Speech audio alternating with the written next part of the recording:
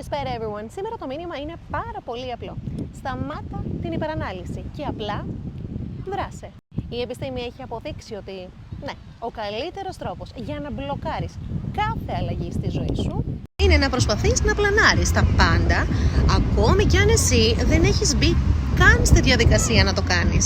Και ναι, ήρθε η ώρα να βάλουμε λίγο τα πράγματα στη θέση τους και να σου ξεκαθαρίσω λίγο περισσότερο τι εννοώ. Μακροπρόθεσμα, ναι, το πλανάρισμα των στόχων είναι κάτι υγιές. Γιατί πολύ απλά το planning εκρίνει ντοπαμίνη στο σώμα σου και τριγκάρει τον εγκέφαλό σου να σκέφτεται όλο ένα και περισσότερο ότι όντως έχεις καταφέρει κάτι, ακόμη και αν εσύ δεν έχεις κάνει ακόμη τίποτα. Και ναι, όλη αυτή η διαδικασία σου δίνει την αίσθηση της πρόοδου. Τι γίνεται όμως όταν όλο αυτό συμβαίνει για ένα μεγάλο χρονικό διάστημα? Εδώ αρχίζουν λίγο τα δύσκολα. Μακροπρόθεσμα λοιπόν, αυτή η διαδικασία κρατά τον εγκέφαλο σε μια κατάσταση που στα αγγλικά ονομάζεται analysis paralysis.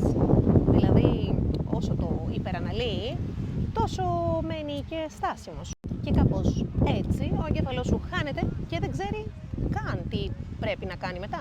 Και έρχομαι λοιπόν σε αυτό το σημείο να σου πω ότι το να κάνεις έστω και κάτι μικρό, και ας είναι και λάθος, είναι πολύ καλύτερο από το να μην κάνεις απολύτως τίποτα. Γιατί πάρα πολύ απλά όταν κάνεις το πρώτο βήμα, η μαγεία ακολουθεί. Το εγκέφαλο σου λοιπόν ναι, σε επιβραβεύει με ντοπαμίνη και κάπως έτσι χτίζεις το κίνητρο που χρειάζεσαι. Και ναι, η νευροπλαστικότητα του εγκεφάλου είναι αυτή που αποδεικνύει ότι δυναμώνουν οι νευρώνες που σε βοηθούν να ψάξεις για πιο πολλές ευκαιρίες, για πιο πολλές ιδέες που σε φέρνουν όλο ένα και πιο κοντά στο στόχο σου.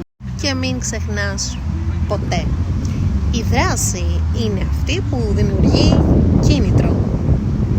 Άντε λοιπόν, ξεκίνα, τι περιμένεις?